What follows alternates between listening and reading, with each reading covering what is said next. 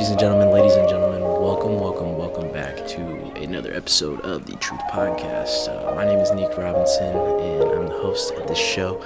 We're coming to you live on YouTube, SoundCloud, and now iTunes, actually. So thank you guys for tuning in, and let's get everything started here. Today, I got on another guest, a good friend of mine, old homie from high school, my boy Jkilla, a.k.a. Julio Delgadillo. What's going on, brother? What's going on, brother, man? Bro, I'm excited to get you on today, man, and just talk about life and talk about experiences and all that stuff, man. I appreciate you.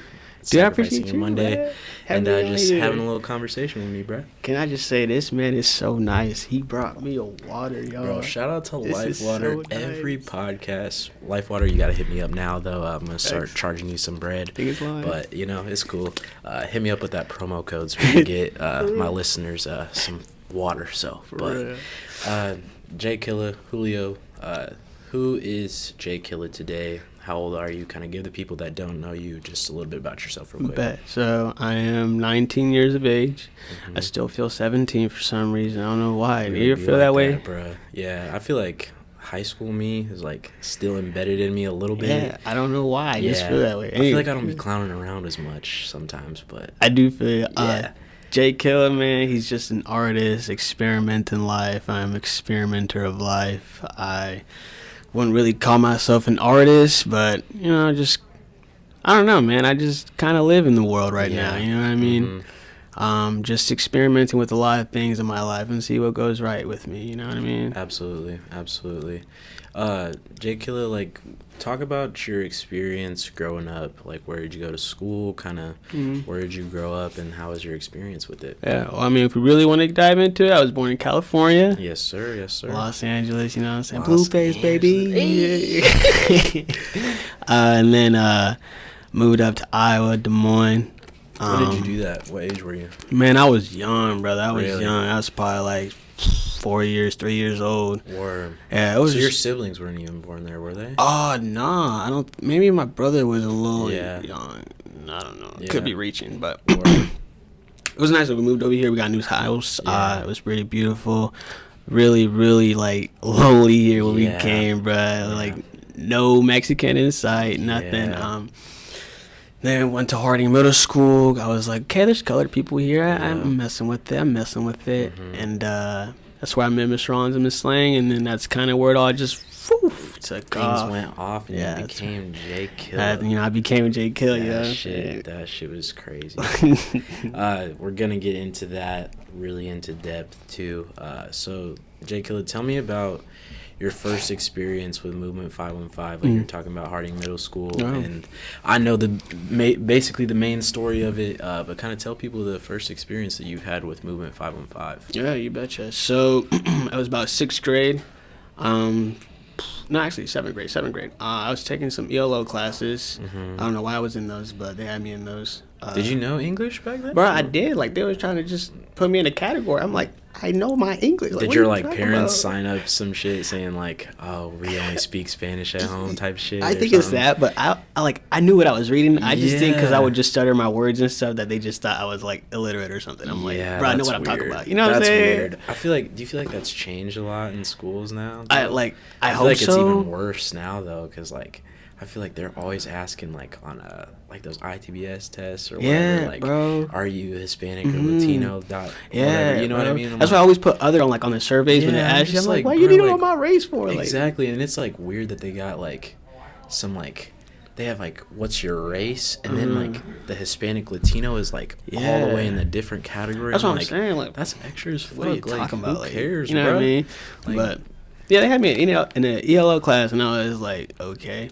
But I don't know. I think Mr. Rollins approached me one day. He just thought I was a really cool kid. I had a posse around me a lot of the times in the hallway, and they're like, "Hey, like, you know, you seem really cool. Do you want to like do like not like a poem? It was more like a script or something for a show they were having." Okay.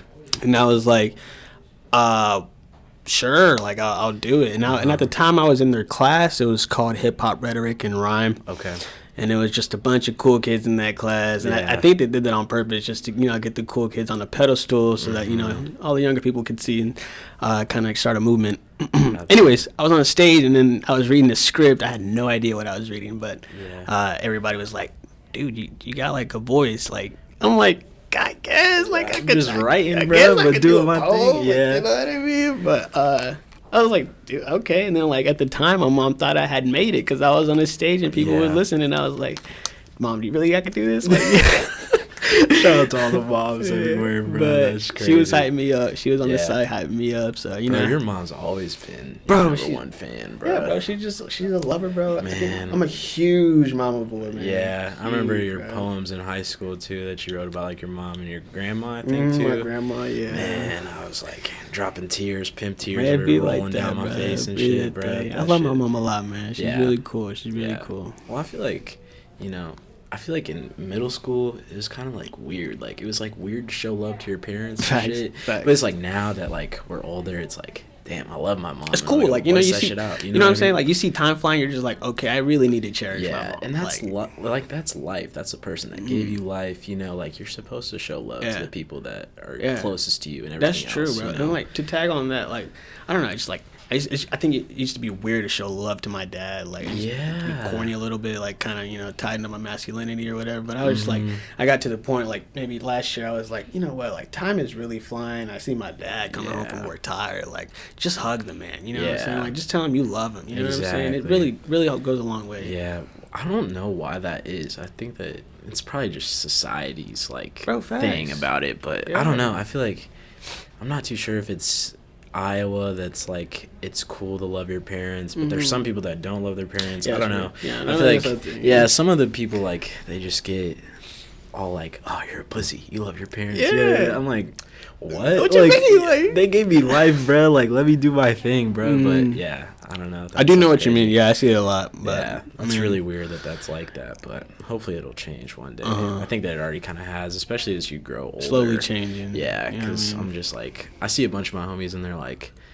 oh, I fucking hate my parents. And I'm like, why do you hate your parents? Like, for what? Yeah. And they're like, some, like, little shit. Like, they'll be like, it'll be some little shit, grounded me or whatever. And I'm just like, bro, like, you probably shouldn't have been doing what you're doing. Yeah. So take ownership, like, they're here to, like, look after you and to make sure that you got a good head on your shoulders and shit. Exactly. So, and to be honest, shout out to all the parents. I mean, to be honest, my mom's right, like, 99% of the time. Exactly. Because, like, there's always those statements that, like, your mom was telling you, like, when you grow up, she's like, I've been through it all, and I know what I'm talking about, so you should listen to me. And I'm like, yeah, sure, whatever. Like, you don't know shit about middle school. You don't know, like, you know what I mean? And then, and then you learn as the things go, and you're like, damn, my mom was right. It just makes a lot of sense when you get older. You're just like, oh, damn, this is what you were talking about. That's a tough pill to swallow, but my mom was right. I hate saying it, but I hate saying it, but she was right, Mama Libby. Yeah. Shout out to mom. Shout out to mom. Love you. For real. And the dads too. We care about you too. Shout out to all the pops out there. So, Julio, tell me about like your high school experience a little bit. Yeah. Let me see. I went to North High. I was supposed to go to Hoover. Really? I didn't know that. Yeah, it was like, in 5th grade you get those letters and it says, what school you should go to. Yeah. Mine said Hoover, and I was really? like, I'm not trying to go to Hoover. Like, so you were like right in the middle of both districts? Bro, like, yeah, I'm like what? borderline. Yeah, both schools. Okay. And to be honest, I don't think I'm closer to Hoover. I'm way closer to North. Really? I think. That's weird how that works. Yeah, I had Hoover on my script, and I was like, nah, I don't really think I want to go there. Because at the time, I was playing baseball, and it would have made sense for me to go to Hoover since they're a little bit better than North. Yeah. But I was like, I don't think I want to pursue baseball anymore. Yeah. I don't think this is for me, you know what I mean? Yeah. I'm not a physical guy. I mean, y'all see me, you know what I mean? It's all good, bro. Shit.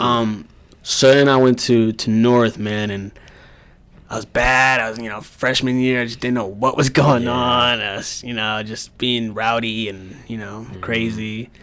I was on my iPad all the time, because, they gave out iPads first year. Yeah, you guys did get the plug on that stuff, too. That was I was playing, Happy Wheels on that all the time. I was stuck in that thing, yeah, baby. Oh, my God. It was lit, bro. I was, not paying attention to any of my classes on the iPad. And then sophomore year, I got hit really bad with like some testing that was going on. I don't know what testing that was, but I was like, they had some obscure ass testing. Yeah, but like sophomore year just like went up like many levels. Yeah, it was like we had crazy. Like what those did you guys take like those SRI, SMI? I honestly think that's what it might have been. Yeah, like that tells you like what your reading comprehension is and like all that. And I'm like, and then you would take like some ITBS shit, and then like the ACTs was the year after that. It was like there's all this testing, bro. Like get off my butt. But it's and weird. Then one day they had me go down to the counselor's office, and there was like, go talk to her about your grades and stuff. And I was like, word, like I ought to go do that. You know what I mean? This girl gonna tell me, like, she's telling me about my GPA. I had no idea what a GPA was until sophomore year. Word. I was like, I didn't know what the fuck is going on. I'm just like, here, bro, so I don't get fined. That's what I'm saying. I was like, what is a GPA? They're like, well, it's a number that brands you throughout your whole school. And I was like, bro, that is insane. Like, my GPA was low then. Like, it was low. Like, I can't remember what it was, but I'm sure it was well under like 2.0. Like, wow, trash, bro. So they were worried about you. Yeah, I think they're pretty worried about me. I didn't even know what was going on. So then junior year hit me, right? And that's what testing goes on junior year again. That's ACT, I think, for the state of Iowa. ACT, man. That's a real, like... That was like a gut check. I'm like, whoa. I took that shit like twice. Got the same score both times. I was like, fuck. And then it's like, now looking back on that, I'm like, what the fuck was a plan? I'm like, for real, like, I'm not like trying to go to Harvard or nothing, but that's what I'm saying, bro. It's like, I don't understand why those tests are so important. Yeah. Especially like junior year of high school. It's like, I haven't even let alone thought about college, but you're gonna put this test in front of me. Right. It's like, it's college level. Yeah, and I'm like, bro, come, like, in this score that I'm taking as I'm 16, 17 years old is going to affect my whole trajectory of my life. I'm like, whoa, no pressure, but it's like, fuck you, but no pressure. I don't know. It's bad. I think that needs to change a lot. Bro, and I think that the SAT is even worse. I didn't take the SAT. I didn't even take that. Isn't it math or some shit? SAT is like the same thing, but the scale is different.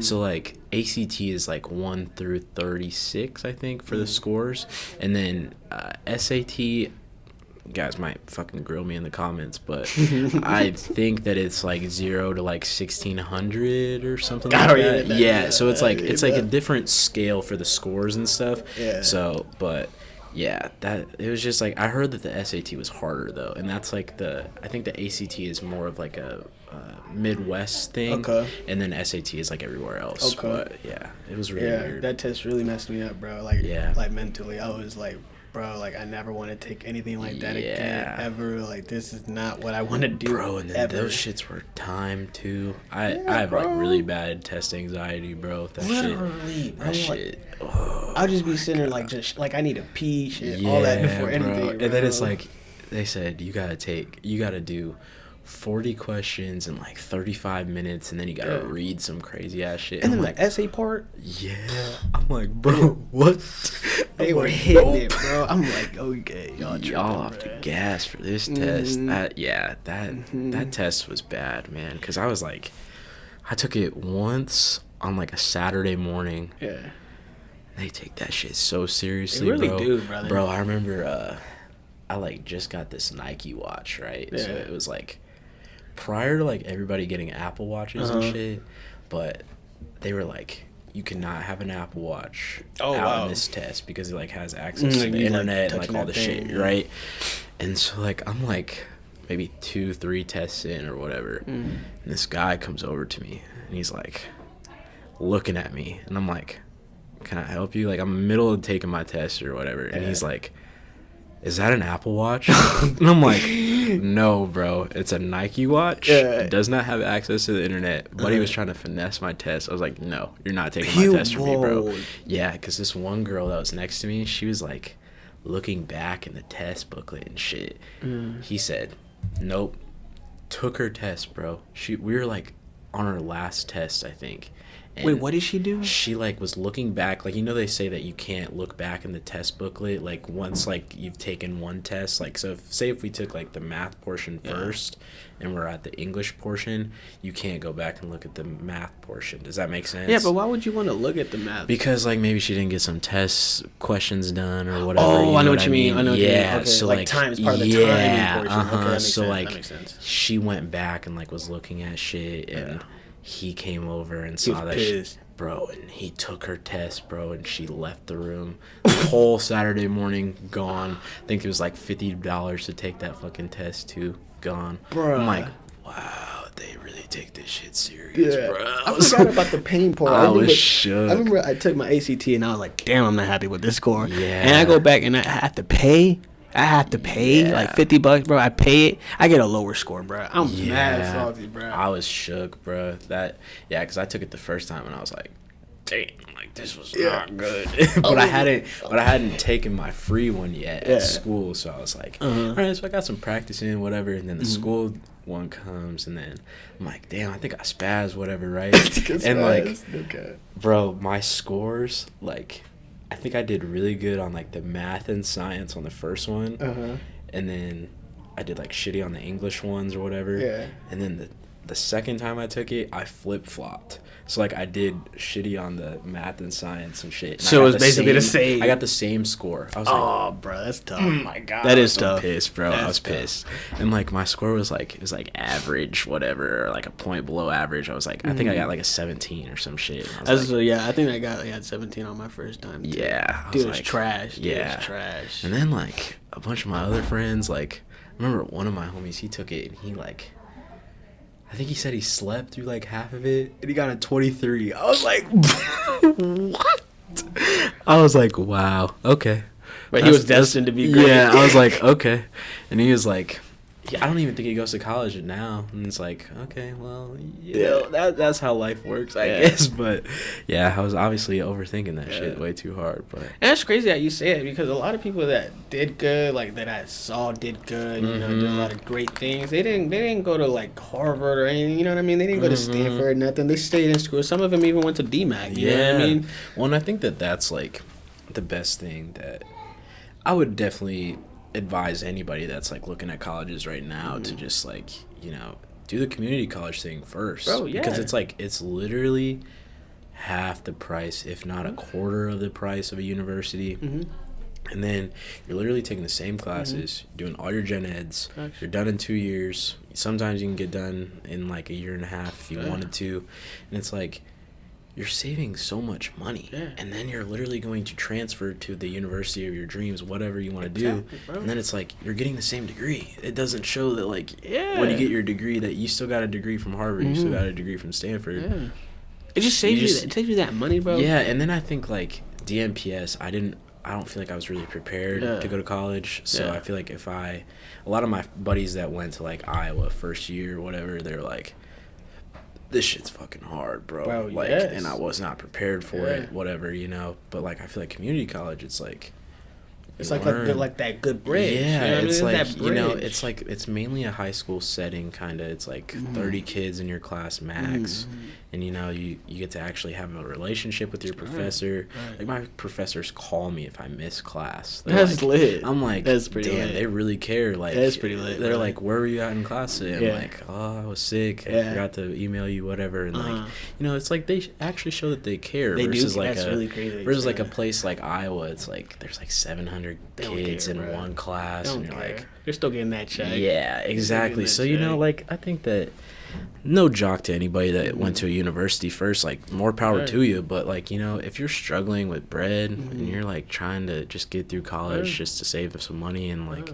just to have your degree, I definitely advise you to go through the community college route. I think so too, and I don't think you should be embarrassed to go to DMAC. Exactly. You know what I mean? Like, my whole family was like, "You're going to DMAC? You're going to DMAC?" Like, yeah, I'm going to DMAC. What are you talking about? You know, I'm saving money, not you. Like, exactly. You know what I'm saying? Like, I think that like it's good for people to like look at college as like a business standpoint. It's like you're investing in yourself. So it's like, you know, you're the one that's putting out the money, not anybody else. Nobody so it's else, like, bro. Y'all can jock me whatever you want, but you know, I think there's even like there's more success rates in college for people that have went to community college first and then transferred to a 4-year degree. I can see that too, because when you're doing 2 years at a university or a college, actually, DMAC, you transfer, it's refreshing. It's like a new page, a new chapter. You're doing something new. You're doing bigger things. Whereas if you go 4 years into a university, and I'm not bashing nobody, but like it kind of seems like a repetitive schedule for constant years. You know what I mean? Especially if you're at the same university. Absolutely. All 4 years, you know what I mean? And then if you're like really not digging college, then it's like everything's so repetitive, like you said, and it's like that's how people drop out. I feel like I feel like switching up the pace every couple of years, it's like it's good, it's nice and refreshing and everything, and like you can look at it as like you only have 4 semesters versus like fucking 8 or whatever you got to do to graduate college. It's a lot. So I think that if you guys are struggling with college out there or whatever, just do your research and just stay motivated. Yeah, just figure it out. Just stay motivated. It's really easy. That's why I like DMAC though. When you were talking about changing your schedule, like I did Tuesday, Thursdays last semester, and then this semester I switched to Monday, Wednesday, Friday, just because try something new. I feel like Monday, Wednesday, Friday is a more college kid schedule, and especially in the mornings as well. So I see a lot more younger folks than I did when I was taking evening classes. You just walk in, you see a lot of old people. You're just like, fuck. And that's the other thing about college is like, I didn't realize that like so many older people went to college too. Like I thought that it was like everybody was like 18, 19, 20, 21 maybe or whatever, but it's like it's very diverse. It really is, the age range. Like I had like a lady in my first semester that I took like this teaching class, and she was like probably 60 to be honest. Like she was old. Like she was like as old as our teacher. So it was like that's really interesting to see. It's like I couldn't imagine being in classes at that point and like. I feel like it takes guts to like go out and like try to get a degree that late in life. So like I definitely respect it. I know what you mean. In a good like way, a lot though. Of determination to really succeed and do. Because like I feel like if I'm not gonna go to college now, I won't ever. Go. Yeah, I do feel you on that. Yeah, I do feel you on that strongly. Yeah, because that's like I'm just sticking with the school shit because I know if I took a year off, I'd be like it's over. Damn, I'm not going back. I'm not going back to this motherfucker. And I feel you, brother. Because I feel like if you got like maybe a good paying job or something, you're gonna want to stick to that. You know what I'm saying? You're gonna have goals built up off of what that money you're making. You're exactly. Like, this money I could buy a car. I could probably move out pretty soon here if I just stick to this job. You know what I mean? Like that's why I feel like you should stay in school, whether it's part time, full time. Really keep that fire going in you. Because I feel like it is. There's always those people that say, like, it's so much harder to go back to school than it is to just stay in, So, like, because I don't know when else I would go. Because, like, especially, like, later in life, like, when you have kids and everything else, you get busy. Like, you get busy. That's life, man. It's like, I'm never going to be able to. And then I feel like I wouldn't use my degree, too, at that point in life. Because I'm like, I've already been working my ass off, all this shit. You already got a seniority in this other job. And it's like, up. So what's the point, So I feel like. And then there's like that stigma of like people that graduate college, they're like they don't know what to use their degree with, and that kind of scares me. But I'm like, I do feel you. I'm just gonna get some generic degree, and like I'll be good. Like I'm getting like an English degree, and I'm planning on being like a fucking pilot. So it's like the correlation between those is like totally astronomically different, but like I know. The job that I want requires that I just have a degree. Doesn't matter what it's in. Like I don't got to get it in like some plain science bullshit. Like I'm good. Like I can just have an English degree, and then that's like it's easily transferable to any type of job industry that I wanted to go into. So I think that when you're going into college, you have to like know at least a little bit about what you want to do, and then there's a lot of people that. By the time it's like their junior, senior year, they've already like done all of the classes and filled the requirements, and they're like, "Fuck, I don't want to be a psychology major anymore." That's bad. It's like so it's like I feel like you have to know at least like semi of what you want to do, and like I think my counselors, they were telling me like you should at least have like a handful of different backup plans that you could have in college. So and like especially if like you can do 1 degree, it's kind of like the tree trunk, right? Yeah. So then like all these fingers are your branches that you could go off into one thing. You know what I mean? So like I feel like that was instilled in me when I was in high school, and that really allowed me to like get a figure on like what this college thing actually is and everything. So, you know, I think that people just have to do their research, though. That's a good way to think about it, though. You just got one route in there. You got many ways to go. Because, like, really say if you do something like English, it's like I could go work for a newspaper. I could go work for a media station. I could be a pilot like I'm doing. You know, I could do a lot of these things because it's easily transferable. Like, everybody needs a writer. Everybody needs to write in and it's not going to go away. Yeah, exactly. It's not going to go away, bro. Exactly. You know? So, like, versus, like, somebody that's... Like, no jock on anybody that's doing, like, something, like, crazy. But it's, like, if you're doing, like, I want to say, like, computer science with, like, something, like, whatever. Computer science is good, though, I think, too. But, like, something that's very, like, specific to, like, one career field, that's really tough. Because then it's, like, you can only have, like, we'll just say, like, agriculture or something. Yeah, so it's, like, you know, if the agriculture career goes to shit, it's like, what am I gonna do now? Like, I already have the degree, but it's like everything's it's like automated now or whatever, you know what I mean? So like, you know, I think that you just have to do your research before you actually choose a major, but then you also have to be like interested in it too. You gotta be really engaged. I mean, that's partially why the reason I chose industrial design, because I feel like you could do a lot with that. Yeah, and I think the main priority for me is just to make shoes for, like, you know, Adidas or like Nike or something, you know, even just like Fila's or something. Word, you know? So you like, are trying to get into the fashion. Yeah, like Skechers. Like, I'd be cool with doing shoes for Skechers. Like, you know, it's a cool gig. But if that don't work out, you know, I could still make faucets for like some, you know, I don't know, sink company or design refrigerators or make couches. You could probably do like interior design. For houses. I think that's lit, bro. That's really fucking lit. Yeah, it's like you're always doing the design portion of it, but there's multiple industries that you could get into. And the youth is so fascinated by interior design. You see them on Twitter, like, oh my god, dream house goals. Like, it's beautiful though. Like, it's like that aesthetic and shit. Yeah, it's beautiful. Like having glass walls in your crib, bro. Like, you don't want that. You know what I mean? Exactly. I don't know, man. I think that it's good to know that, like, you got a good head on your shoulders and, like, you look at it, like, in a way that you have to have, like, a backup plan almost. Because I think that a lot of people, it's, like, cool that, like, you have your mindset on, like, one thing. Yeah, but, you know, the truth to life is, like, not everything goes according to plan. Facts. So it's hard truth. If things go bad, what's your next move? You know what I mean? So you can't put all your eggs in one basket. That's what I tell a lot of people. You can't do that. You can't do that, bro. You can't. It's like, it's bad. Because then it's like, once college comes, it's like you've already spent $20,000, $30,000. Some people are way more invested into it. You're it's in like, it. Damn, you're in it. Like, I don't know what I'm gonna do. So, you know, I think that people just have to go in it with a good mind and be willing to take the information that's given to them too. But yeah, I think it's interesting shit, man. It's interesting shit. Yeah. Tell me about your first performance with Movement 515. Was that in high school for you, or was that was 6th grade for you? Or 7th grade? Yeah. Bro, I don't even remember. I'm trying to think. That was in middle school. That was in middle school, 7th grade. Were you in it before it, like, was even called, like, Movement 515 and everything like that? Because you said, what was it? It was a class. Okay. It was a class at first. They just called it by a class. And then, you know, instead of, you know, the daily Thursday workshops they had, I don't think it's Wednesday. I think it's Wednesday workshops they had. Yeah. They were just workshops. Like, they didn't have a name on them. You just show up, pull up with your notebook, pencil, and then we'll get down. It didn't have a name on it, so I would just pull up.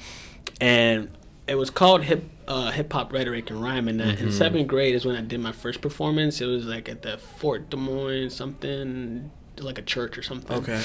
And I did a zombie poem. And I felt like, shout out to the zombie poem. I felt like the shit, you know what I'm saying? I felt like the shit, you know what I'm saying? And I just did a zombie poem, and then I guess I blew up after that. Yeah. Because nobody was really doing zombie poems. It was, you know, sticking to the hardcore, like, love is you, and you is love. You know what I mean? I was like, okay, let's switch it up here. You know, let's get some wheels turning here. Yeah. Well, I think that's what I loved about your writing is, like, you weren't afraid to like do something very abstract and obscure, like that people like, it would get people to think, you know. So like that, I don't know. And every time I fucking watched you perform, I was like, jeez, bro. But it was, bro, that's how I felt when I first joined, bro. Like I was a fucking 7th grade kid. Like I don't know what the fuck I was writing. Like I had no idea what creative writing was. You know what I'm saying? Until I actually, you know, learned it from all these other kids. It was like 6 of us, bro, and I was in there with Leah and like Hattie and you know, really smart women, bro. Really smart, bro. They were so smart. I was very intimidated. I was like, okay, y'all are just writing about some crazy shit. Like I don't know what are y'all talking about. Like I don't know this vocabulary. How are y'all putting these words together? How are y'all structuring it? Like I need a rubric. Like I need to know how to do this. And it was just part of learning, like watching them, studying them, how they move, how they write. Even Mr. Ron's, like he would just share a lot of his poems. I used to be so intimidated, bro. Like first of all, because he's white. Like I need to really impress this guy. You know what I'm saying? But it's all a matter of learning, bro. I think that's like the weird thing about art, though, is like art can be whatever you want it to be, and I think that like some people do get very intimidated by people that are like already like established in that field. Yeah, brother. You know, like especially like poetry. Like I came into the poetry shit like very late. I feel like it was like junior year for me, maybe senior year, like when I got serious about it. And it was like, you know, there's already like all these people like you, Jaleisha, fucking Maddie, like everybody was like already fucking killing it. And I was like, damn, like where do I kind of scared, this? You know what I mean? It's like, but it's like I had this like moment of revelation. I was like, you know, fuck it. Like I'm just gonna write. Like I love writing. Yeah, dude. Not only just because like I love poetry, but like I'm using it to like just let go of everything that I've been through. You know what I mean? So like that's something that's beautiful, at least about poetry. You know.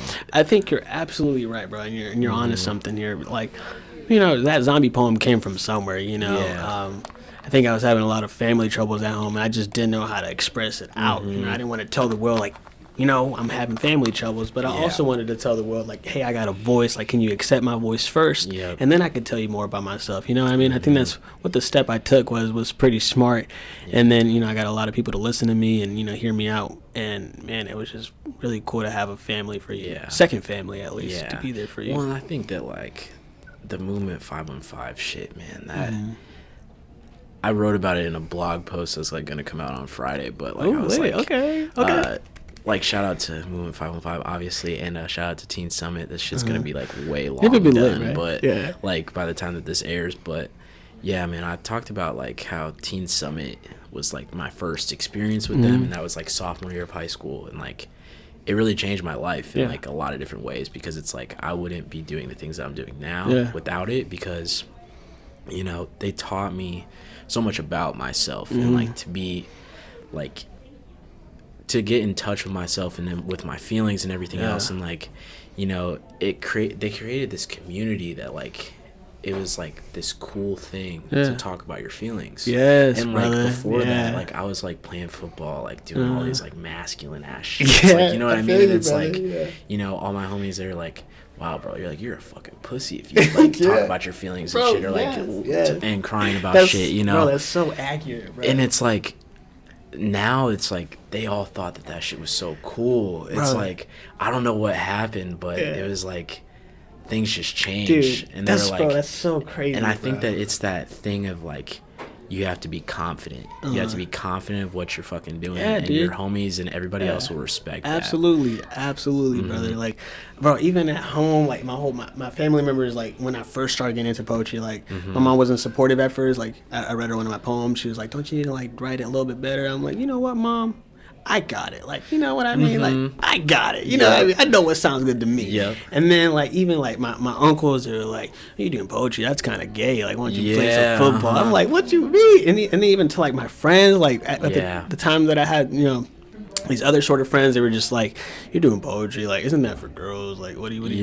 And then I was dressing different. Like, why are you rolling up your pants type shit? And I was like, bro, like, what? Are y'all not feeling like, what I'm doing? Live, like, bro. You know what I'm saying? It was, bro, like, being a poet, like a male Latino poet coming up, bro, it was really hard because I got a lot of bash, bro, but I knew what was right in my head, you know what I'm saying? Like, I was like, I have a lot of passion and a lot of, like, I don't know, determination to be the best I could be at that time, you know, and it worked perfectly for me because they all doubted me at the end, but, man, it was really good outcome, bro. Well, and I think that, like, you know, you definitely went through a lot of things that I couldn't even imagine, because it's like you did it, like you're one of the pioneers of the poetry movement in Des Moines, at least, like so nobody was doing it while you were doing it, and like it was very different, and it was out there, and people didn't really know what was going on, versus like me, I got into it sophomore year, and it's like they were doing the teen summits, they were doing like things that people were very interested in. They were like, this shit looks fucking dope, this shit looks fun, but they started from the ground, and you were a part of that ground, that ground step, that ground floor, ground zero, basically, you know. But, you know, I would have loved to have started, like, right in Teen Summit. You know what I'm saying? That would have really been like, wow, what am I not? But then I feel like it taught you something, though. Like, that you didn't crack to those people that were talking shit about you, dude. or, like, calling you It was gay tough, or dude. It was a tough time. Yeah. That was a tough time, bro. Yeah, and I think that, like, you know, I feel like I taught my school a lot, because, like, I was in charge, like when we did the youth board stuff, like I feel like I was in charge of Lincoln, like getting on the map with this, because like I feel like it was very north driven, it was very east driven, and Roosevelt was probably up there too, and Hoover as well, but like Lincoln didn't really have it as much. Like it was like that's why you were the group was like non-existent before like me and Mila stepped in. Like I feel like it was tough for people to get behind it, but then tough, like we just like built a group, and like I feel like a lot of people were like surprised that I was like on the forefront of it, and it was interesting. But I think that it taught a lot of people that I was going to school with, because a lot of them were very like skeptical, and they were like, what the fuck is poetry? Like, like they were just like, you know, and it's like they saw that I was like the one that was doing it, and they were like, fuck, Nico's a dope guy, like he's chill, you know. And it's like I was friends with a lot of them, and like a lot of my friends that were skeptical on it, they were like, shit, man, like I'm gonna go and support my guy Nico, man, like that's dope. So like you know, but I think that it takes some people to be in those positions of power and whatever, and to just like make things happen for it to like be deemed cool or whatever. And I feel like that's really whack, because it like, is whack, bro. I hate it, bro. I don't know what it is. It's those social norms, man. Yeah, I fucking hate it. It's terrible. Like I don't know, bro. Like when I first started, you know, getting on the news and started getting some publicity, like, you know, my family members started hopping on it. They were like, oh, wow, you're really good, you know, like, sorry about, you know, I should really need to go to one of your shows. I'm like, dude, fuck you. Yeah, like, and you then I think that's fake, too, because it's like, you know, when you're getting traction, then you're like, yeah, dude, fuck, now there's a bunch but that's of when I, you know, that made me realize the people that were there for me the whole entire time, like Mr. Ron's, Miss Slang, never fucking gave up on me, bro. Yeah. Like, never. Like, even in tough times where I just couldn't even write, bro, even, you know, they kind of birthed me to write, you know what I mean? Like, it's so weird to think of them as parents, but they're like, if you were to ask me, like, middle school coming in, like, you know, do you see yourself being attached to these people? I would be like, fuck no. Like, no, they're teachers, bro. Like, you're teachers. Whatever. I don't give a shit about these teachers. You know what I mean? They're from Harding. I don't give a shit about them, but damn, they're really good people, bro. Like, they were there for me from the start, brother.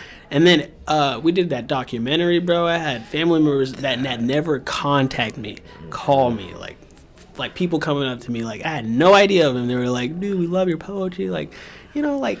That's so weird. Like, bro, I feel like once things like hit the media, since we're in that media generation, like people start to take you seriously. And that's very sad too. You know, I think that, you know, people need to surround themselves with people that believe in the vision and believe in the idea of something, versus like somebody that believes in something just because of the clout, you know? Bro, yeah, and you started to kind of see that more into the years of Movement 515, that people would just show up just for some publicity, you know what I mean? And I guess there's nothing wrong with that, you know what I mean? But it's still like, you're not there for the right reasons. You got to be there to really be passionate about what you're doing, you know what I mean? Because like I feel like when I got into it sophomore year, I feel like it was still a little bit underground, but people were starting to it was starting to get traction. But why I fell in love with Movement 515 is because of the experience, and also the issues and the social justice issues that we were talking about. Facts. And it was like, holy fuck. Like, I was like, I had no idea that I cared so much about all this stuff. Facts. And I think that, you know, I was always surrounded by dudes that just were not open to everything, you know, like like if somebody said that they were gay, they were like, oh, you're fucking gay, bro. Like, you know, and it's like, that's sad. And I think that, you know, I was always like the one to step back from that. And I was like, you know, that person can live their life, bro. Like, let them live their life. Like, they're still a human being, regardless of what it is, you know. And we talked about some serious shit like immigrants and, you know, like being black in America and, you know, about white privilege, like all these things that like I still talk about today and that I see all the time, and I'm like such an advocate for, and like I'm not afraid to like voice my opinion over it, you know. I think that's what drew me to being a part of it, and I wanted to keep going with it. Like I started with the Teen Summit thing, and then I got into the urban leadership class the following year, talked about a bunch of stuff, got introduced to poetry, did the Movement 515 side of it, and went to a bunch of the poetry workshops. And then senior year, we were part of the youth board. It was like, you know, I wanted so much of it. I wanted everything that they could possibly give, because like I believed in it so much, you know. And I think that it taught the others around me that like, shit, like Nico's actually supporting a lot of these things, and it changed people's perspectives. And I think that it takes one person to change somebody's perspective and to change their minds about, like, you know, it's not cool for me to be hating on people that are gay or hating on people that have a different skin color than me or whatever, you know. And I think that especially if it's somebody that you're very close to and that you don't really care what they do around you, it's like, fuck, like they're woke on this, so like I have to do my part to be a part of that too. So no, I feel you, because I feel like I was what, freshman in high school, and I feel like I was the wokest person in my family, like, or even like in my peer selection, like I was just the wokest person because of, you know, Miss Sean's and Miss Link's curriculum. And I was like, what do you mean you guys don't know about this stuff? Like, what do you mean what do you mean Black lives don't matter? Like, what do you mean? Like, what do you mean? There's, you know what I'm saying? Like, it's hard when people around you don't know what's happening, and you're sitting here like, wake the fuck up, you know what I mean? Like, wake the fuck up. And it's like, you know, it's hard, especially like the days that we're living in right now with like the whole Donald Trump era and shit. Bro. But, you know, I think that if a group of human beings are being put down because of who they identify themselves with, I think that that's wrong. And somebody can say that, you know, oh, you support the Black Lives Matter movement, whatever, all this shit, like you hate white people and you hate people of all other races. I'm like, no, you don't understand what the meaning behind the movements are. So like you have to like erase all that bullshit from your mind that you're hearing in the media and actually listen to somebody that knows what they're talking about, you know. So I don't know, like, and I still see it like all the time on like Facebook and shit, like and like there's a core group of like the people from movement that, you know, are still advocating for this shit, and I love seeing it all the time. And they're just like, you know, it's just like, I feel like Maddie and Colo, they're always like in on like just trying to spread it, bro. Spread it, like, you know what I mean? Like that's what I think needs to be done, because like, you know, I think that there's a difference between like forcing somebody to think like you versus, you know, teaching somebody that is very ignorant to the situation that, you know, that's not the right way to think about that. But, you know, everybody does have their own opinions, but, you know, I think that you have to learn to like separate that from that. But and I would be like, you know, like spreading it too. I'm just bro, I'm just so busy working and fucking going to school and shit. Like, I really do wish I could spread it more than I could right now. But fuck, man, just, when they tell you life outside of high school is hard, that shit's true, bro.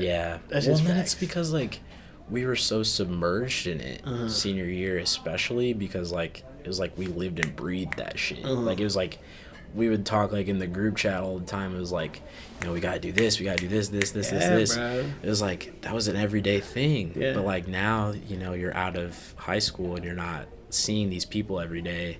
It's like, fuck. It's like, tough, bro. How do I get involved, you know? And I think that something that I still do is like I write or I make like YouTube videos about it, you know, and like using my art to like bring awareness to this, you know, and to about these issues, because a lot of people don't know. And, you know, like we've been saying the whole podcast is like we do have a voice and we have to learn how to use it, you know, and I think that the best way to do it is through art. So, bro. You know, I do agree with that. It's very true. Julio, talk to me about your trips to like Brave New Voices and BNV and like what that experience was like for you. Yeah, bro. Because you went to 5? Oh, I can't remember, bro. I think so. 8th grade, I went on 1, and then 5. I think you're right. 5. Fucking crazy. 5, bro. Fucking crazy. It was crazy. My first experience at B&B, man. It was like, okay, I'm in a group full of woke people. Like, let's get it. Let's go. And like the people that don't know about B&V, it's a very huge honor to be invited into the Brave New Voices. I never personally have went, but you guys went to crazy cities like across the country. Like I think that senior year you guys went to San Francisco, right? Mm-hmm. Yeah, so like and this was all for poetry. Like they got selected by the people in our city and they represented Des Moines for it. Like that's a huge honor, man. So thank you, man. Appreciate it. Yes, sir. Yes, sir. 8th grade, 13 years old. Going into Chicago, big old city, and the lady on the stage asked how many 13-year-olds are in the audience. You know, big fat ass audience, bro. Like maybe I don't know, thousands of people, I would assume, and 3 people raised their hand, and I was one of them. Wow. 3 13-year-olds, bro. I was sitting there raising my hand like I'm 13, bro. I was so shook, bro. Everybody, bro, if you could imagine, bro, it was like elites all around me. Like people who knew what the fuck they were there for, and they were competitive, bro. Like my first competitive BNV slam fucking got bashed, bro. Like we got crushed. Like it was bad. But you know, it's that feeling, bro. It's that feeling of telling your story in front of these states, bro. Like even countries too. Like there was fucking I think UK in that bitch too. Like in that bout that we were in, Nashville. I think other countries, bro. Like states. I mean, but man, it was just crazy. Like people across the country are listening to you and they're right in front of you. Like that was really crazy, bro. And then I don't know, man. I was young. I didn't even know what to write about. I didn't know what competitive slamming was. And then I just grew older, and then all my experiences got better, man.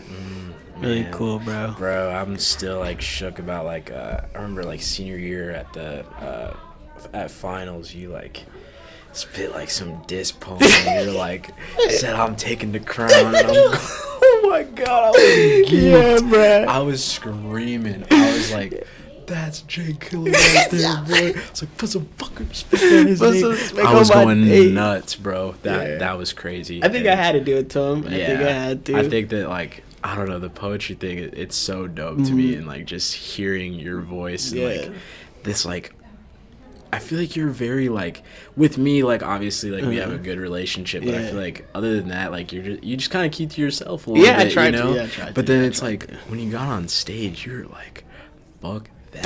Like, fuck everybody. I'm talking my shit right now for these 3 minutes, and y'all are gonna hear my fucking voice right now.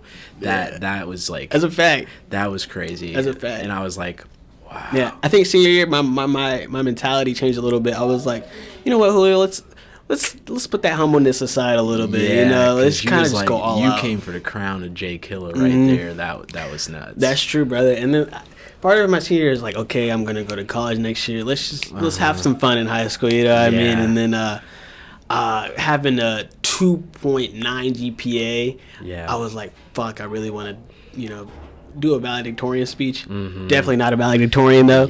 Okay, is there any way I could do a counselor? She's like, yeah, of course we could make it happen, bro. And then, like, just taking advantage of all opportunities, bro. I was on the stage with a 2.9 GPA 8, bro. Like just giving a speech to people, and then the performances, like, man, it's a good senior year for me. Good senior year for me, bro. That was a good year. That was a fucking beautiful year, brother. Man. Yeah, I think that like a lot of people, they say like don't reminisce on high school and stuff, and I was like, well, my senior year was fun. Like, it was a fun time, and I feel like it was so jam packed, like between like different protests, different events for movement and everything, and like just living out the rest of your high school year like that was crazy. Like it was a jam-packed year, and I had so much fun with it. And like prom was fun, bro. All the dances, basketball games. Dude, it's fun. It's fun to take action. And I think that it was cool because like we were involved with like as much as we fucking could. Yeah, bro. And I think that was just that makes your high school career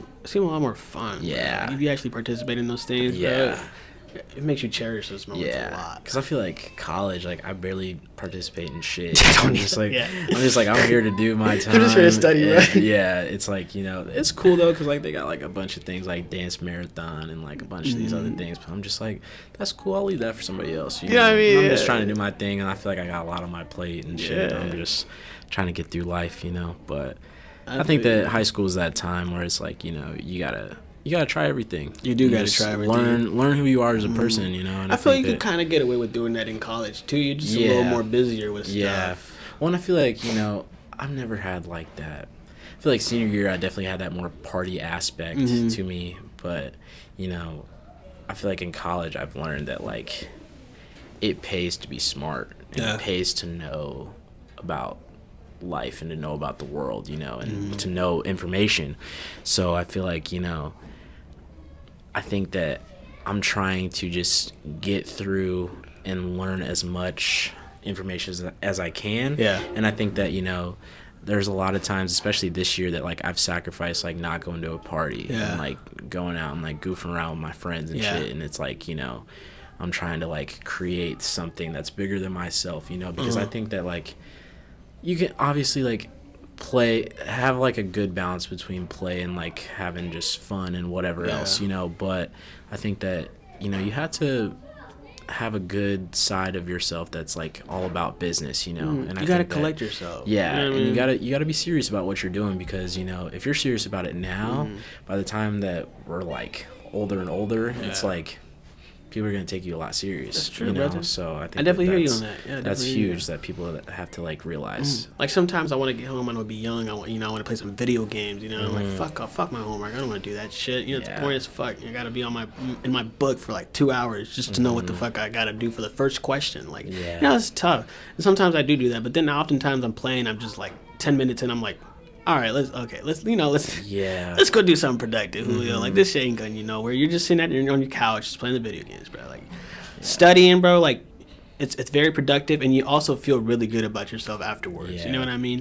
And you feel more rewarding of yourself for doing that. And then like it's also if you're doing that. Also, I've been getting more into cooking too. Oh, word, word. I see that on the vlogs. Shout out to the Jkilla YouTube channel. You already know. J Explorers. You want to subscribe? Go ahead and subscribe. But that's fine, bro. Cooking, like, I usually study and then I'll cook something. Yeah. Reward myself a little treat, maybe some salmon, some eggs or something. Ooh, you know what I mean? Really out here. Some nice, you know what I'm saying? Some nice, you know what I'm saying? But it feels good to cook, bro, because it just, like, I don't know. You're creating something. You're creating something, bro. And you see why chefs are really passionate about it. It's because, it's an art, and I'm essentially rewarding myself with art. It's delicious. And then you get to eat it. That's bro, clutch. That's my reward system. And I think that, like, well, you haven't moved away from home yet, right? Not so, yet, like, I think that something that I've learned is, like, I miss my mom's cooking, and, like, I didn't take that shit, like, so serious in high school, but, like... Oh, you moved out right now? Bruh, I was, and then I moved back home, but because I'm taking my classes online this semester, but I like moved off to college at Kirkwood and stuff, and like I had to cook for myself and fend for myself and shit. I'm like, what was the best meal you made for yourself? Best meal, probably some vegetables and some chicken, bro. But it's like that was repetitive. You know what I mean? So it's like that's what I would eat like every day. So like versus like something that like my mom made, it was like, she could get kind of crazy with it. Like she knew how to make, like, my mom's Italian, so like she knows how to make like pasta and like some crazy shit. What they did there? Yeah, so it's like, I'm like, damn, I miss that shit, and like it was always good. Like when I went home, she like made me some shit. And I'm like, I miss that shit. I need all of that. Yeah, so like, it's those little things, and like you didn't cherish them while you were living in it, but like when it's taken away from you, it's like, fuck. Yeah. That's crazy. Yeah. And I don't know if it's just because I'm getting older or anything, bro, but I feel like I just love grocery shopping. Yeah. And just really love working it up, cooking it up and stuff, you know what I mean? It's just, I don't know if you feel that way. Yeah, well, I feel like my values have changed a lot, and I think that, like, along the same things of, like, partying and shit, like, I feel like if I wasn't doing, like, a lot of this content, like, creation, bullshit, whatever, right? If I wasn't doing that, I feel like I wouldn't really be on social media as much because, like, I'm just, like, I find myself sometimes going like from Twitter, Instagram, nothing, and then it just like goes back and forth. Like there's nothing on both. I was just on it. Yeah. Like I did that all throughout high school. I was just like, damn, like I don't got shit to do. Yeah. And bro. like now, like I've tried to like read more and like journal and like write and just like keep myself busy with these like productive things, you know, and like just finding something that, you know, I can keep myself busy and feel productive versus like just sitting on my phone all day, you know.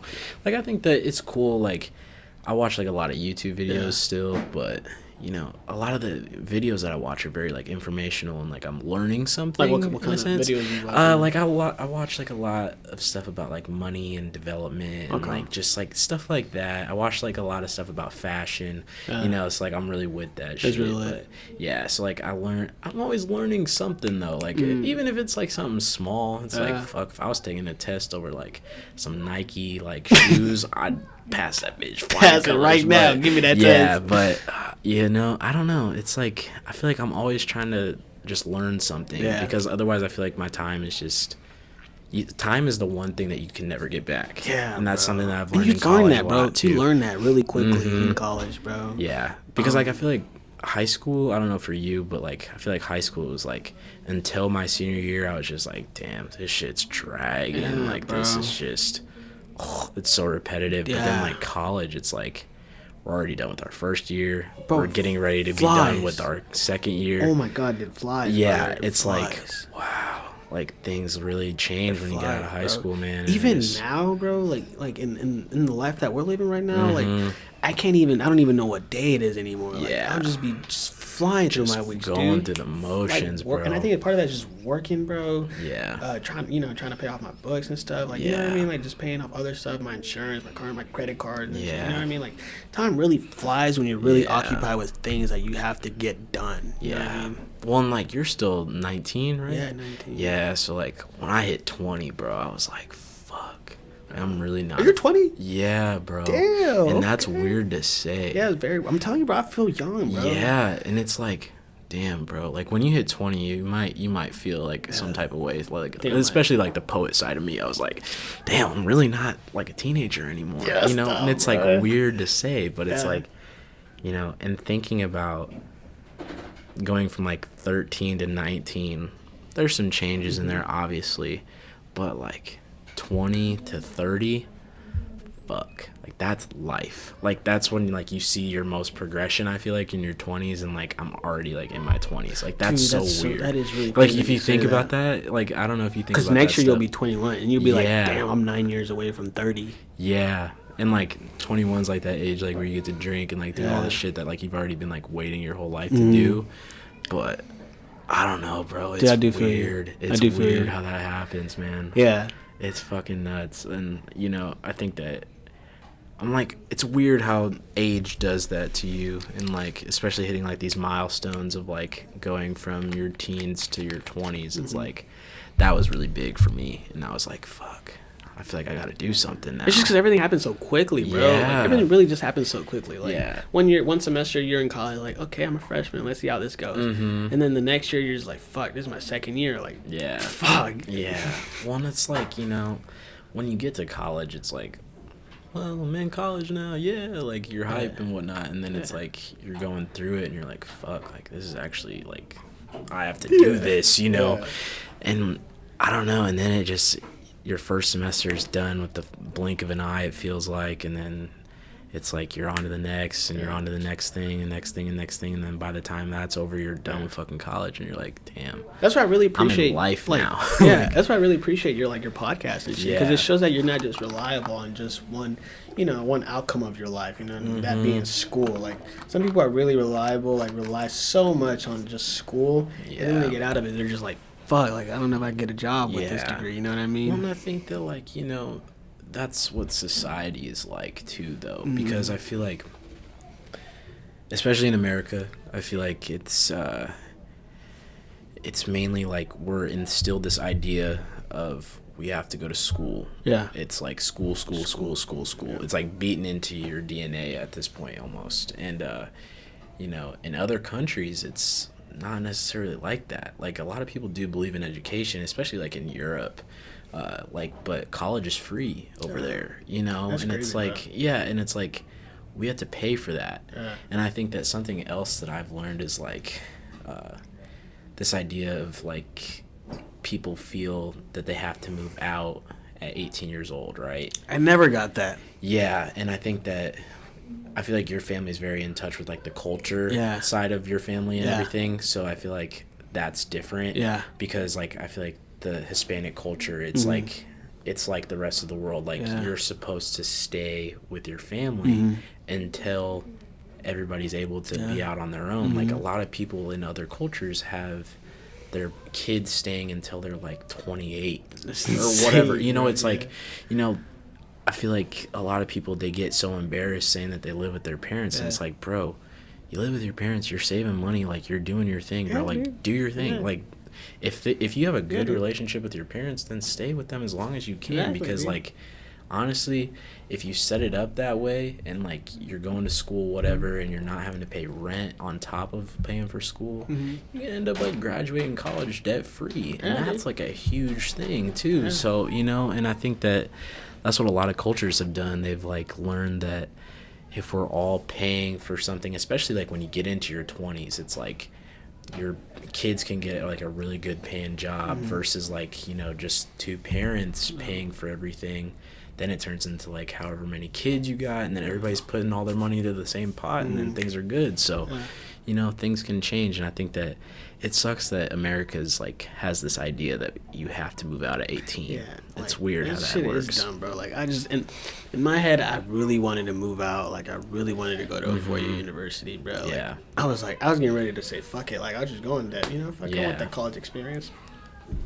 I know, like 4 years from now, I wouldn't have not want that fucking debt though. Like I'm really fucking thankful that year flew, and that I'm kind of like community college kind of humbled me out. Yeah. And to really appreciate the knowledge that I'm learning, they're acquiring. You know what I mean?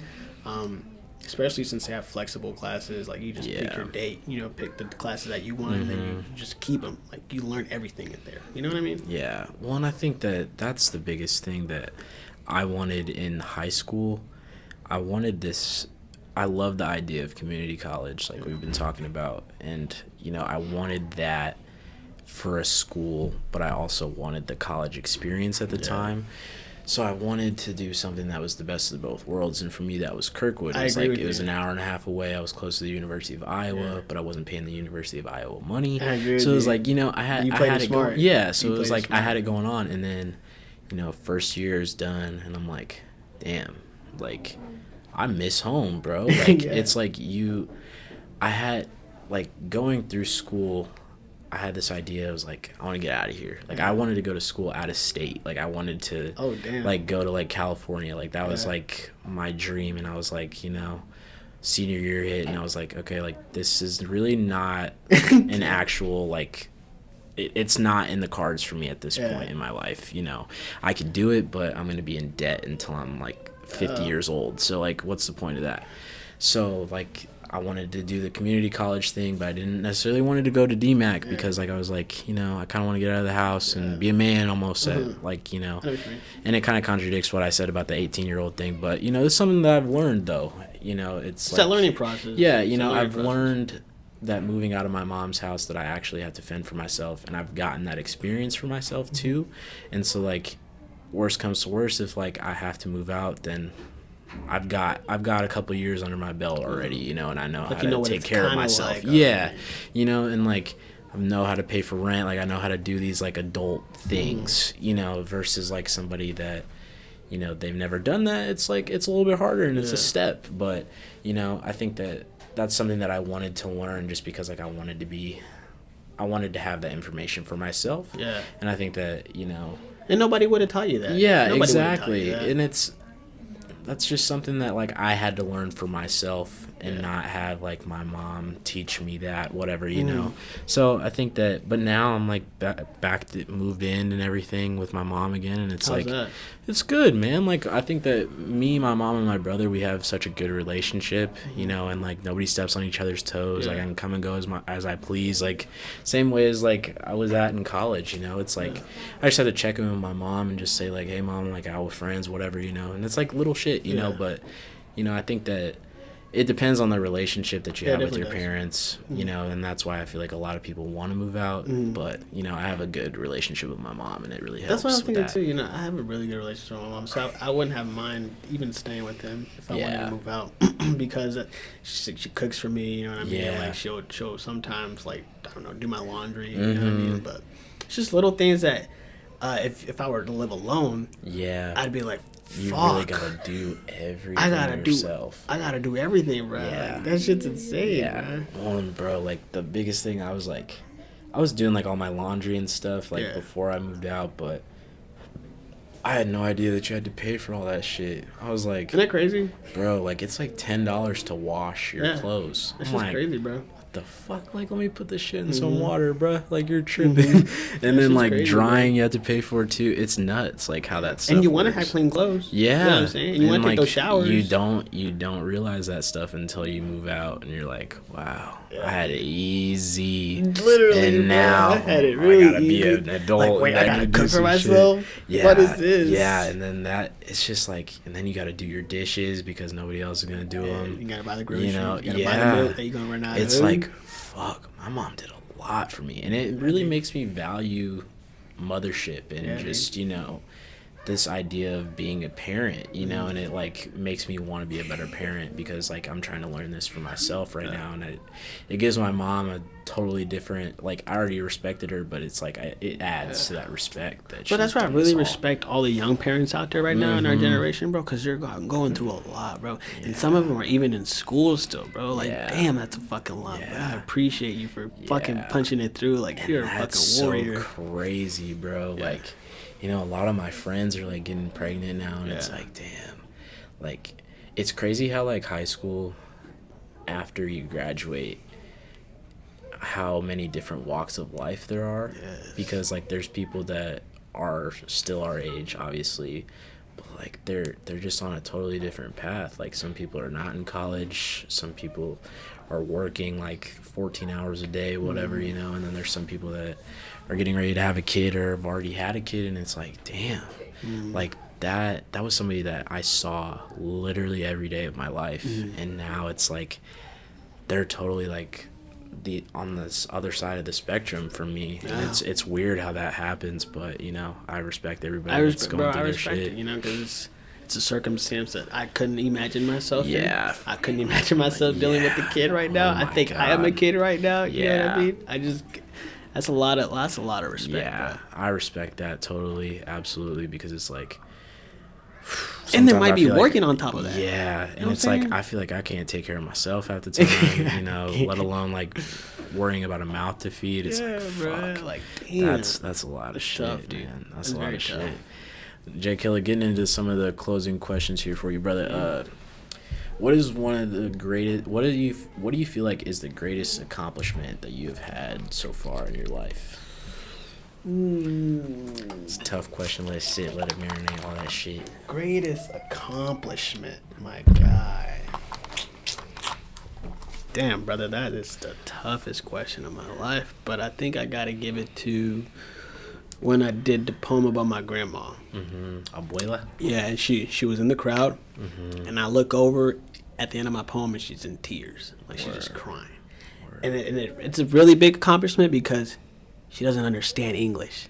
Like, she doesn't understand it. But she knows that, you know, her grandson is up there giving everything that he can, you know, to make my mom proud, to make everybody proud, you know what I'm saying? And just see her crying, bro, I was just like, fuck, like, damn, that's crazy, bro. Like, that shit's insane, Well, and then it's crazy, like, how words do that to people. Yeah, bro, like, she doesn't understand English, none of that, but she understood my passion for it. Like, that shit was good, bro. That shit was crazy. My second accomplishment that I would, you know, more general would be, like, shaking Obama's hand. Like, that was pretty cool. Like, that's pretty much it. Really out here. That shit was crazy. Like, what up, man? Yeah. And then boy Sean, man. My boy Sean. Step ahead of that. He was introducing everybody to him and shit. My man hugged it. That shit was crazy. My man hugged it, bro. He had so much clout after that. Oh, my God. Dude, he had, like, CIA out of his crib. Like, yeah, bro. No, okay, not CIA. Like, the security, whatever they call it. What is it? The Secret Service? Secret Service, yep. But it was at his crib. Wow. Just, like don't know, like 4 cars out of his crib. Wow. Like down the block, so you can't tell. But like, you know, I was in his crib. I'm like, who are these cars? They're like, oh, it's just a Secret Service. I was like, what the fuck, man? That is so crazy. That was insane, bro. That was insane, bro. That's so crazy. That was lit. That was a dope experience. I didn't even get to go, but that was nuts. It was wild, bro. It was wild. Secret Service was all over the hallways, and they were at your guys' school. Mm-hmm. They were in the hallways and shit. Like, and then the fucking the news was there, bro. Like, it was crazy, bro. I remember seeing Air Force One like fly over like my crib and shit, because I live like really close to the airport. That is crazy. That shit was nuts, bro. Yeah, that dude. plane is fucking huge. Is it really? Oh my god, I've bro. never seen it in my life. It's like a 747. Like, you've been on like one of those crazy ass planes that are like the really nice ones, huge, you the know, 3-row one. Yeah, like especially like going out to LA and shit. It's like a bigger. Like, have you guys, like, your family done like that trip from like Minneapolis to like LA? Yeah, it's like you one get of those that 3-row plane with the screen on the back. It's like 3 here, 3 in the middle, and then 3 the on lights the turn edge. off. Yeah, that shit's nuts. Those It's are like nice. that big ass Those joint, are but big then as it's like fuck. even bigger too. So it's like fuck. That thing's That's crazy, a good question, though, Nico. That's a really good question. Yeah, I'm pretty sure there's a lot more things that I'm probably really spacing off. happy about. Yeah, But damn, those are probably only the few ones that I can think about.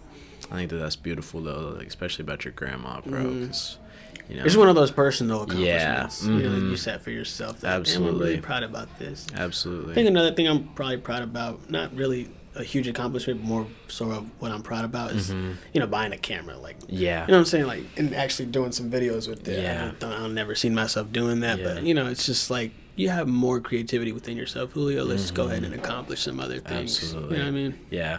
How do you feel like the YouTube's thing has gone for you? Yeah. I feel like, I think part of buying a camera was because I couldn't write. Like, yeah. when you're doing so many, Have you wrote like much since? I have not, bro. Really. I have not. Like, Really? creatively, I have not.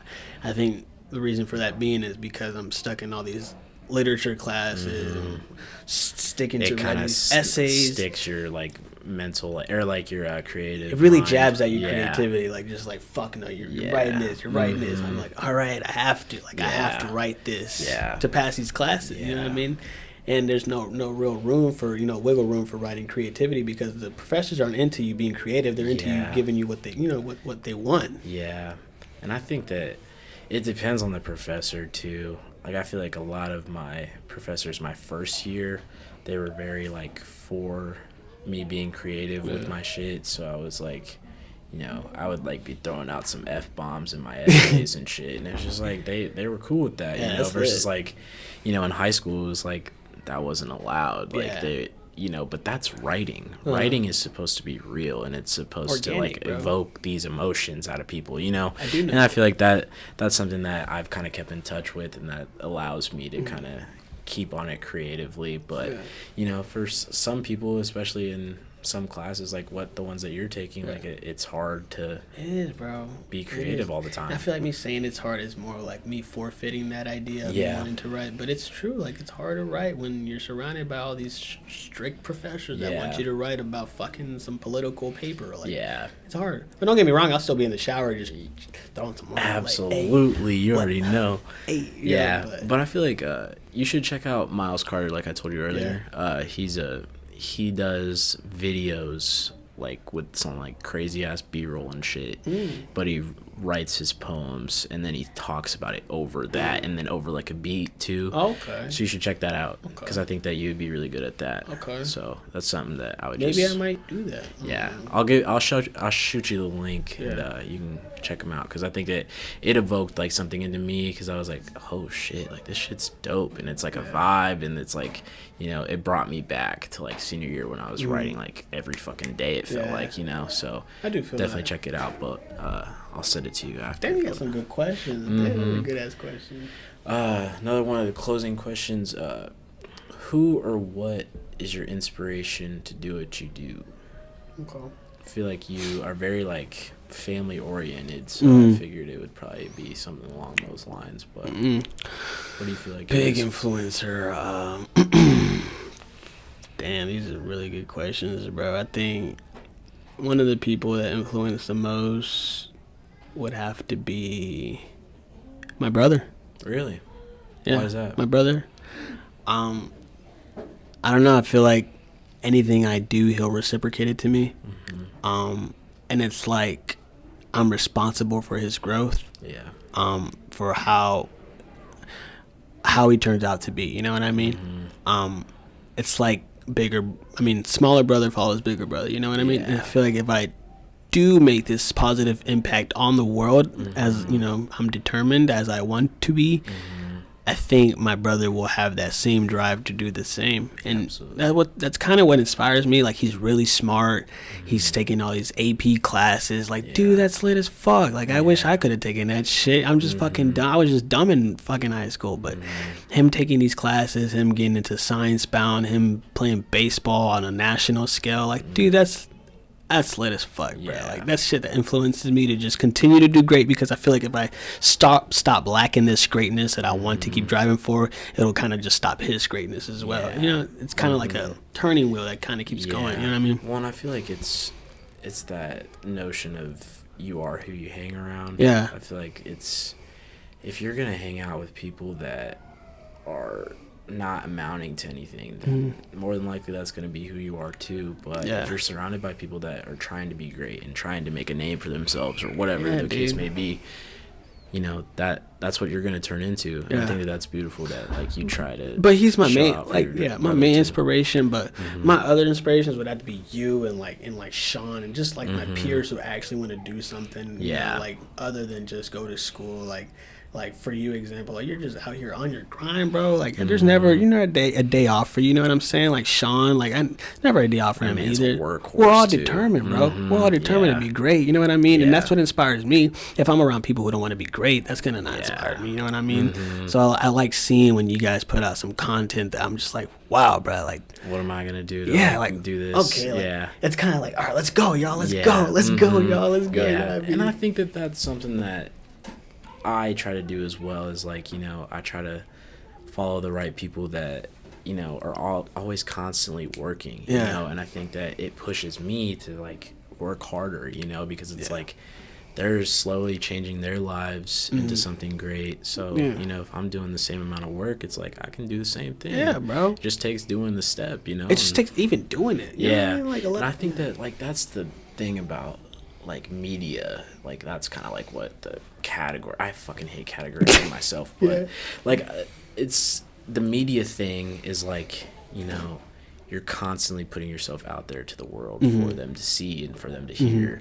So, and I think that was huge for me to learn through poetry too. And I think that it just had to happen. Like, it was bound to happen at one point, you know. So, and it's crazy, like, how me, you, and Sean were all three, like, in the poetry thing, and then now we're all doing, like, the camera shit and, like, everything else. But, you know, it's crazy how that works, man. And it's fun, dude. Like, it's fun. Like, I didn't realize how it's cool to try out different arts. Like, I can't draw for shit, but I'll still draw, you know, because if I want to, you know what I mean? I'll still draw what I can. Exactly. You know what I mean? But I think that, like, you know, the video side of things and, like, the photography side of things, it's like I'm doing the same thing as poetry, but it's like I'm doing it through a film. Through visuals. Yeah, you know, and it's like we never could do that in poetry either. Like, we couldn't use props. You know? Couldn't use a PowerPoint. Yeah, so it was like, you know, this was bound to happen almost at one point. And I think that it's crazy how it's happening now. And I'm really liking how everybody's kind of coming together and just doing their thing. And, you know, part of it is because I can't talk to anybody about this kind of stuff, like the stuff that we're talking about. I can't ever sit down and talk. I never had the time to talk about that shit. So sometimes I'll just flip on my camera and just talk to myself. You know what I mean? Like, bro, and I think that, like, it's weird how people do that, but, like, some people will look at you weird for, like, talking to yourself. But, like, I've literally done a podcast, like, just talking to a camera. Like, there's nobody around. I'm just literally talking about issues and, like, things about the world that are going on right now, you know? And I think that it keeps me sane, in a sense. Like, honestly, like, it's like, you know, if I don't have somebody to talk to at the time, it's like I can just talk to a fucking camera. Yeah, dude. You know, because it's like the camera's not going to talk back to me. Yeah, like, it's going to agree with me. Yeah, it's like, you know, and I can almost talk to myself and, like, give myself different I don't know, like different viewpoints almost, you know, and it like makes me like expand my mind almost in a sense. I don't know, it's weird. You're like throwing out ideas to yourself. Yeah, and then it's like I can like lob it up to myself, and then I'm like, okay, I can spin it around and do this with it, you know. I talk to myself all the time. As weird as it sounds, I talk to myself all the time about things. And I think that it needs to happen though. I think that it keeps me sane for me to just talk to myself because like, you know, when I moved to college, I had a roommate and then he moved out like halfway through the year, and then so I was alone for like the second semester, and I think that was like huge, and that like needed to happen because it was like, fuck, like I literally don't have anybody around, like I'm not like I'm just chilling by myself unless if I go to class, you know. Do you think that motivated you a little bit more? Yeah, because it was like that's when I feel like I was trying to take photography and videography and just everything that I was doing at the time like very serious, you know, and it pushed me to just like I can be creative and just, you know, I'm alone, so I don't have anything else to do. Like I can sit around and watch Netflix all day if I fucking want, but it's like, you know, I'm not feeling productive, so you know, it forced me to like get out and do shit to like occupy my time, you know. That's why I really appreciate the people who take advantage of what they do and then like even just take that further step to, you know, further that talent. Like my friend, for example, Jesse, he'll just do fishing, bro. He'll just fish the fuck out of a fucking river or some shit. You know what I mean? Like, I'll be like, damn, bro, like fuck. He's like, yeah, bro, kind of want to start picking up a camera and recording. I'm like, bro, fucking he dude, should fucking do that shit, dude. He should fucking do that shit, dude. Yeah. He did it, and now he's at 100 subscribers, bro. Like he's attaboy. He's getting, bro. He's on it, bro. Yeah, he's on it. I'm really proud of him for doing that. Yeah, because it's like there's a lot of people that do the same things as you, like even though if you think if it's weird, you know, like there's a lot of people that like fishing, obviously, you know, and it's like some people do want to watch that shit because like I don't find it interesting, but there's a really, market out there for it to happen. So you know, I think that, you know, it's that thing, like I said, like you have to put yourself out there, you know, otherwise you're just gonna have regrets for it, bro. Like like we were talking about earlier, bro. Like time is flying. Like, you want to take advantage of this time that's here, bro. Every second is a missed opportunity, bro. And that's the thing that I've learned, especially with the podcast, and you know, I feel like 2018 as a whole. One of my friends passed away like unexpectedly, and you know, it really taught me that life is like very precious, and you know, everything can end tomorrow, you know, and it pushed me to like this state of mind where I'm like, I just have to do it. Like if instead of like talking about it, instead of like worrying about what the outcome might be, just go out and fucking do it. Dude, like on some Nike shit, just go out and fucking do it. Just do it, bro. You know, so like, you know, especially with this podcast, it was like I didn't know what the fuck I was doing, but it's like, you know, I listen to podcasts all the time, you know, and I have a structure, and you know, I'm just gonna go out, interview my friends, and just talk about life. Because they have knowledge too, you know what I'm saying? And that's the thing that I've learned, like just through the snippets of everything, is like I've learned that, especially with poetry, when I wrote a poem, I was like, if this poem can change one person's perspective, it was worth me writing that poem. Facts. If it can change them from like going home and like hurting themselves, whatever, because I'm talking about the same issues that they're going through, it was worth me to do that, bro. So, you know, that's something that it motivates me a lot to just keep doing, and to just keep pushing, and just to keep pushing the envelope. I do feel you like on the losing somebody motivates me more thing. And it sucks that has it sucks happen, bro, and it sucks that it has to be ignited that way. But like, you know, my cousin got, you know, locked up very recently, and then it's just like, you know, a little bit. I said before I started doing the videos, it's just like, okay, like shit can happen really quick. Bro. Anything can happen, bro. The universe works in wonders, bro. Like you never know what the fuck's gonna happen tomorrow, if you're gonna even wake up tomorrow. You know what I mean? So you gotta really take advantage of the day that you have right now. You know what I'm saying? Because it all comes back to like that time is not guaranteed. Like it's the one thing that like you can have all the money in the world, you can have no money in the world, but the one thing that you're never ever going to get back is time, bro. Yes, and that's bro, and that's so my name on YouTube is J Explorers, right? And I made it that way because I want to explore everything, bro. Everything life has to offer for me is why I made it J Explorers. And for my birthday, bro, for my birthday, I didn't want a cake. I didn't want anything. I wanted to go to Oregon to hike. Yeah. That's all I wanted to do, bro. Yeah. I wanted to see these trees before I die, bro. Like, these waterfalls, these everything, bro. Green. I just wanted to see so much green, bro. And it was so fucking beautiful just seeing water just splash, bro, and touching it. Like, it was cold as fuck. It was beautiful, bro. It was a moment. It was me exploring. And even with foods, bro, like, I would just explore, like, maple fucking syrup cream and put it on my toast. Like, I've never had that shit in my life, bro. But it's so fucking beautiful just having these things and these different foreign tastes. Like, I don't know, it's something to live for, bro. Yeah. Something to live for. And I think that, like, it's the experiences that we have in life that change who you are. Yeah. You know, and I think that sometimes it needs to happen. Yeah. And, you know, like, traveling is, like, one of the big things that, like, has changed me a lot as well, as, like, losing somebody close to you and everything. But, you know, like, especially, like, what you said with Oregon, you know, it's, like, typically people do a lot of, like, tropical vacations. Like, that's what I was used to until, like, I went to, like, Alaska, and it was that's like, so dope, bro, that you went to Alaska. Yeah, but it's like, you know, it was, like, a little bit colder when I went there, and it was like, you know, I'm not going there to get a tan. I'm going there to experience what is out there.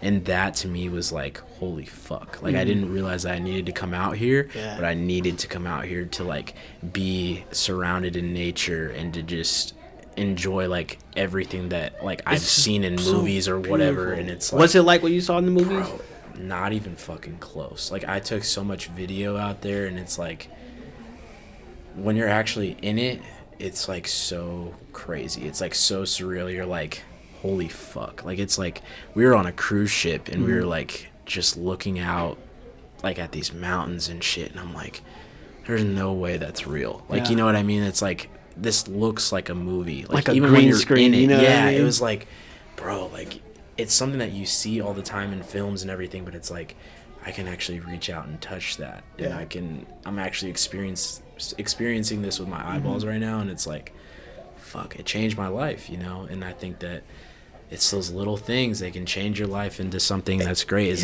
especially if you let it, you know. And it humbles you, I feel like, when you see these things, like, you know, you travel a lot. When you just see different communities and different states, and it's like, fuck, I really love what I have, and I really need to take advantage of me living on this earth, bro. Like, it's so fucking beautiful out there, bro. It's so beautiful. And I think that, you know, especially meeting, like, other people, like, on trips and stuff, you know, it makes you value different shit, you know. Like, I've obviously, like, always been into, like, fashion and everything, and, like, you know, this past year, like, especially after, like, going to Alaska, I was like, fuck, bro, like, do I really need all this stuff that I have in my room right now? So, like, it constantly makes me evaluate what I have and what I need and what I don't need, you know. So it's like, I don't know, it's something that I needed to do, and I didn't know I needed to do it, and, you know, it makes me a better person for it. I feel like, you know, getting those experiences. I do feel that. I've cleaned out my closet a few times. I've maybe reorganized my room. I put plants in my room now. Like, dude, it's such a good thing trying new things. You just get different experiences, and your life changes in a good way, in a positive aspect, and it makes you, say, more motivated, I feel like. You know what I mean? It's beautiful, man. Life is a beautiful thing, and it's something that you're only going to be able to live once, unless you believe in reincarnation and everything else. But, you know, I believe in it. There's only going to be one Jkilla. There's only going to be one Neek. So, you know, you got to do what you got to do right now. Gotta do, live to that name. Yeah. Jkilla, tell me about some of your future plans that you have. Is there something that you want to do here? Future plans that I got for myself. Very, very on the low. I have, you know, I have these dreams of being a rapper or whatever. Word. So, you know what I'm saying? Just being Respect. young, do anything, you know what I'm saying? Well, and I feel like you have the lyrical side of that, you know, especially like, I was talking to Sean about, you know, like, his first song, you know, and I feel like, translating it to poetry is pretty easy, because it's like, you know, you already have the background, so it's like, you know, just putting it over a beat, it's pretty second nature. It's just you can do it. So. And part of poetry is just doing it so other people can feel it, you know. But rap is like, if I'm feeling what I'm feeling, I'm gonna feel it, you know what I mean? And I want, like, I have this song that I'm doing with Combs. Word. And it's supposed to be really fucking fire. But we haven't got to it. He just quit music, didn't he? He did? right? He did right, but y'all don't know this, but he might come back. Yeah. Like, you know what I'm saying? Well, and I was talking to him on the podcast and stuff, and he was saying that, you know, he's got other things in mind, like when it comes to writing, at least. Like he's like trying to write plays and like trying to do like he's trying to like just make different things. He told me he doesn't want to be classified as a rapper, but just an artist. I feel him on that. Yeah. You know what I'm saying? He wants to be a writer. I feel him on that. Yeah. And then also, you know, tagging along with that, I want to have Sean make a music video for that. You know, I don't know if you've seen his recent music videos. Bro, the Rasa. It's just fire, bro. Crazy. His movements with that. Yeah. It's crazy. This shit's fire. Shout out to Sean Creates, you know what I'm man. saying? Shout out my guy. My boy grinding. Yes, sir. Yeah, that's just the future thing I got going. Yeah. Hopefully it'll happen here in the year, but I don't know when, but it should be pretty fucking cool. That's beautiful, man. That's beautiful. As always, more videos though. You know what I'm saying? You already know. That's beautiful, man. Tell me, Jkilla, what is one thing that you have to do in life? That I have to. Yeah. When it's all said and done, what is one thing that you have to do? One thing that I have to do in life. Fuck. All right, one thing that I have to do in life is damn. Where do you get these questions from? I'm coming correct, my G. Yep, you already good. You good. Do your thing. It's a heavy question. I got a heavy one right after this, too. So let it marinate, my friend. All right, it's going to sound really cheesy because we're in the library, but I got to write a book. Yeah. I think I'm in the same boat. I got to write a book about something in my life. Yeah. You know, or it could just be about my life. Yeah. But I got to write a book. Yeah. I got to write a book, and I'm not saying it's got to sell out. I'm not saying it's got to be meant for everybody, but I want to write a book about how my life was and what I've learned throughout it, and some advice in there as well. Yeah. That's what I have to do in this life, is write a book. That's beautiful, man. Because I think it's something to show for it. Yeah. Too. Like, you know, that your life was just like, it's instilled on this paper, and it's something that somebody can pick up. Yep. And I'm sure another 13-year-old Latino kid who doesn't know anything about writing could probably relate to out there. Yeah. You know what I mean? Like, that'd be really fucking cool. Yeah. And I think that reading and books in general is just something that it's so overlooked sometimes, and you know, it's something that I'm trying to get into now. Yeah. And you know, I feel you on that. The writing thing is just beautiful, and I think that I want to write a book myself, and is that one of the things you have to do? Next step, yep. It's like I write down like things that I have to do in life. Yeah, that's one of the things that I have to write a book. You know, that's crazy that we had the same vision. That's one of the things, man. It's got to happen. It's that 22-20 vision right there. You know what I'm saying? 20-20. You already know. All right, brother. Last question here for you. So, ask it to everybody that comes on the podcast. I want you to imagine that there's a copy of the New York Times written right here. Okay. It's written from 10 years from now. There's a cover page, and the cover page is a picture of you, and then there's an article written about you. What is this a picture of, and what is written in this article? Heavy question. Let it sit in. Let it marinate. Fuck, that's fucking crazy, bro. Picture of me. Oh, shit. You can see, like, some J Explorers shit. You, like, jumping off the side of a mountain. Like, It's gotta be me holding up a shoe that has never been made. It's gotta be that. Beautiful. And I don't even know. Like, it's just gotta be me holding a shoe. Yeah. If this fucking comes true, bro, I'm gonna be so fucking freaked out, bro. If this is me holding a shoe of some sort, bro, that'd be fucking crazy. Yeah. Well, I think that, you know, putting it out there in the universe, it's crazy what the universe can do for you. Yeah, especially, dude. You know, I'm a huge believer in that. Yeah, though. You know what I'm saying? Like, if you put it out there, it's gonna come true. Yeah, and I think that will happen for you. It'll be me holding it like this. Like, it'll be me holding it like this. I can't wait to wear those shoes, bro. Because I know that shit will be nuts. That's awesome, bro. A man can only dream. You know what I'm saying? Absolutely. Yeah. My brother, we've been going for an hour and 35 minutes. I appreciate you brother. For sliding through today, my brother. ladies and gentlemen, that is it for today's episode. I hope that you guys got some good topics. There's been some complaints about the language. Oh, sorry about that. Just keep it down or clean it up. Thank you. It's all good. It's all good. But thank you guys for tuning in today. Sorry we just got busted by the librarian, so we're going to keep it down now, but we're going to get out of here. So, but ladies and gentlemen, thank you guys for tuning in to today's podcast. I hope you guys got some good pointers today, and you guys picked up on something that really touched home to you or whatever, you know, because me and Jkilla, we go way back and talk about some real stuff. So, but ladies and gentlemen, thank you guys for tuning in. My name is Neek Robinson. It's been another episode of the Truth Podcast. Me and Jkilla are out of here. Peace.